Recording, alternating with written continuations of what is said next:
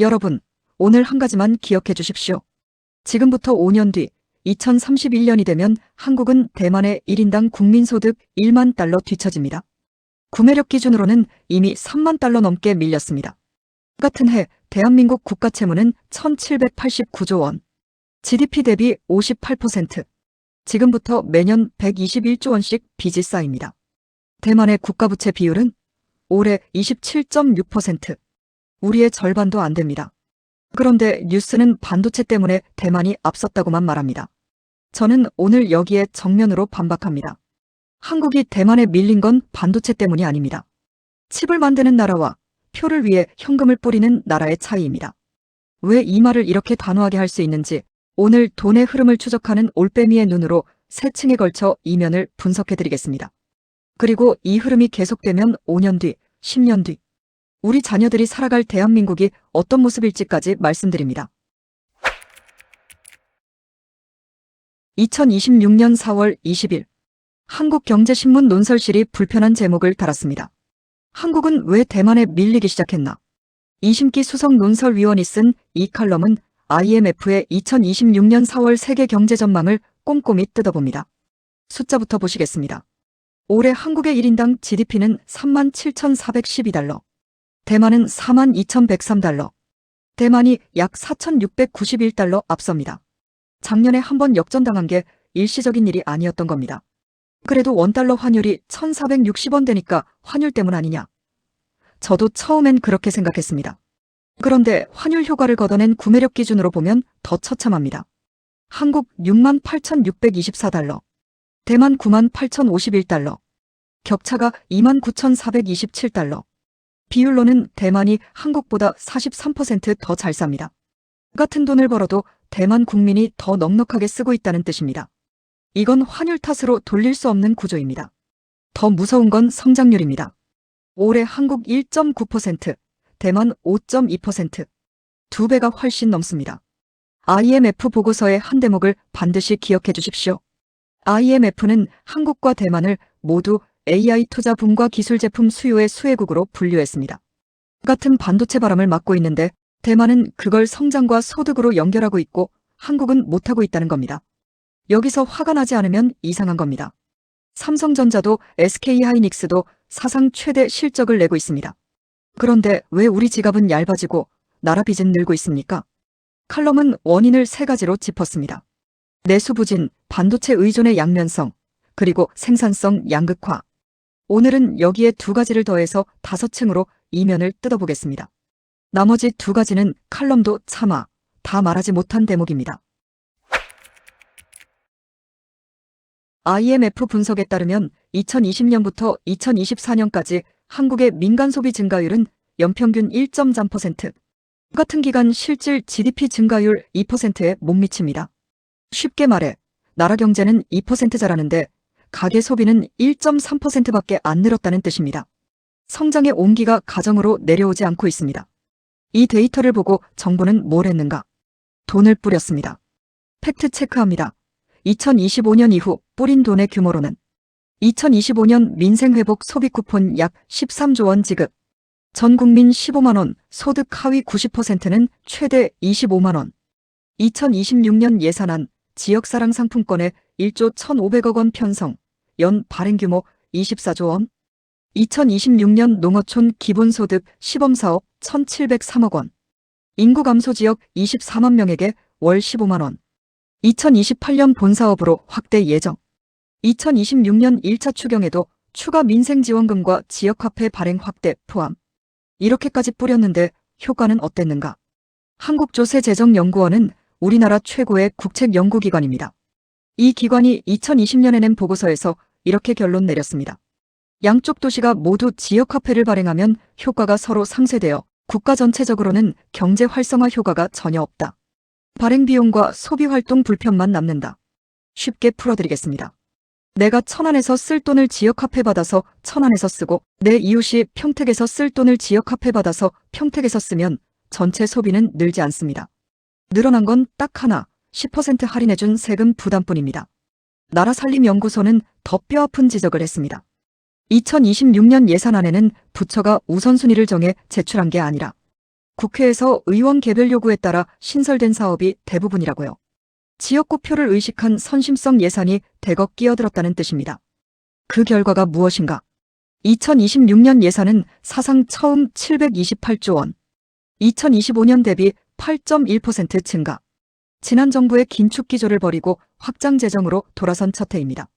IMF가 민간 소비 증가율 연일 1.3%라고 말할 때 정부의 답은 그러면 현금을 뿌려서라도 소비를 늘리자였습니다. 그런데 뿌린 돈은 지역 화폐로 묶여 동네 안에서 돌다가 할인율만큼 세금을 태우고 사라졌습니다. 내수는 여전히 죽어있고 빚만 남았습니다. 이 대목이 오늘 영상에서 가장 중요합니다. 많은 분들이 한국도 반도체 강국 아니냐, 대만과 뭐가 다르냐 하시는데 산업구조 자체가 완전히 다릅니다.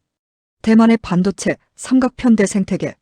대만의 반도체는 세 개의 다리로 서 있습니다.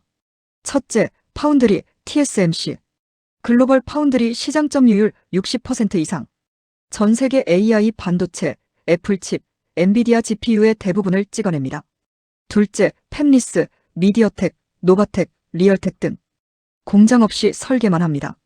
미디어텍은 글로벌 스마트폰 AP 시장 1위. 작년엔 반도체 매출 세계 10위에 처음 올랐습니다. 셋째, 패키징 테스트, ASE, SPIL 등. 세계 1에서 2위권. 완성칩을 검사 포장하는 후공정도 대만이 장악. 이 세 다리가 어떻게 돌아가는가? 미디어텍이 AI 스마트폰 칩을 설계하면 TSMC가 찍어내고 ASE가 포장해서 애플, 삼성, 샤오미에 납품합니다. 한 나라 안에서 설계부터 완성까지 모든 고리가 돕니다. 설계가 늘면 생산이 늘고 생산이 늘면 후공정이 늘고 그 이익이 다시 중소 팹리스 스타트업으로 흘러갑니다. 엄청난 낙수가 흐르는 구조입니다. 그리고 결정적인 대목. 대만 정부는 TSMC의 자국 팹리스 주문부터 먼저 받으라고 공식적으로 압박합니다. 자국 반도체 산업 전체를 국가가 보호하는 겁니다. 한국경제신문 보도에 따르면 대만 상위 5개 팹리스의 1분기 매출은 약 6조 6,949억 원. 한국 상위 5개 팹리스는 6,513억 원. 10배 이상 차이가 납니다. 같은 아시아 국가인데 설계 산업 규모가 한 자릿수 차이가 아니라 자릿수가 다른 수준입니다. 한국의 반도체 외다리로 선거인. 한국은 어떻습니까? 삼성전자, SK하이닉스. 두 이름이 떠오릅니다. 그런데 이 두 기업 모두 IDM, 즉 설계부터 생산까지 한 회사가 다 하는 종합반도체 모델입니다. 그리고 주력은 메모리. 한국의 시스템 반도체 비메모리 세계 시장 점유율은 약 2%. 2%입니다. 나머지 98%는 누구 몫이냐? 미국이 설계하고 대만이 찍어냅니다. 삼성 파운드리는 세계 2위지만 점유율 10%대. 1위 TSMC와는 차원이 다릅니다. 그마저도 최근 스냅드래곤 수주 실패 등으로 격차가 더 벌어졌습니다.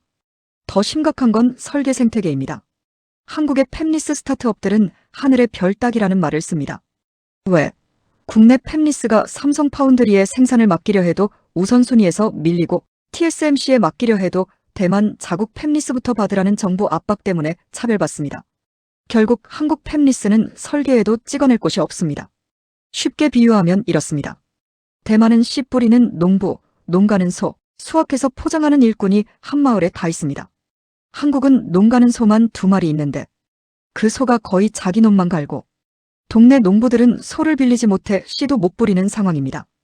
대만의 반도체는 대만 전체를 먹여 살리고 한국의 반도체는 삼성, SK 두 회사만 살립니다. 이 차이가 1인당 GDP 격차로 그대로 나타납니다.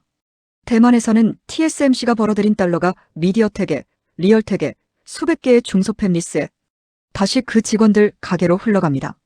TSMC 직원 평균 임금은 대만 평균 임금의 3배. 상여금까지 합하면 연간 1억 원 훌쩍 넘습니다. 한국은 삼성 임직원은 잘 벌지만 반도체 산업의 낙수가 흐를 하천 자체가 좁습니다. 그리고 이번 AI 호황은 메모리가 아닌 시스템 반도체 중심입니다. 엔비디아의 GPU, 구글의 TPU, 애플의 M칩, 모두 설계는 미국, 생산은 TSMC. 한국의 메모리는 그 옆에 붙는 조연입니다. 호황의 본격 수혜에서 비껴나 있는 이유가 여기 있습니다. 칼럼이 가장 아프게 짚은 대목이 이것입니다. IMF는 한국의 서비스업과 중소기업 생산성이 낮고 그 이유로 비효율적 자원 배분과 규제를 꼽았습니다. 한국 생산성본부 숫자로 보면 더 분명합니다. 제조업 1인당 노동 생산성 OECD 6위, 서비스업은 27위. 서비스업 생산성이 제조업의 49.4%. 이 격차는 아일랜드를 빼면 OECD에서 가장 큽니다. 그런데 한국인의 70% 이상이 서비스업에서 일합니다. 식당, 미용실, 학원, 편의점, 물류. 이 분야의 생산성이 제조업 절반도 안 된다는 건 무슨 뜻입니까? 한국 경제의 대부분이 저생산성 구역에 갇혀 있다는 뜻입니다. 낙수 효과가 막혔다는 말로는 부족합니다. 낙수가 흐를 수도관이 애초에 좁고 그마저 녹슬어 있습니다. 다시 국가채무로 돌아오겠습니다. 숫자를 연도별로 읊어드리겠습니다. 2024년 국가채무 1175조 원, 2025년 1304조 원, 한 해 129조 원 증가. 팬데믹 이후 최대폭. 2026년 1415조 원, 2027년 1532조, 2028년 1664조, 2029년 1789조 원.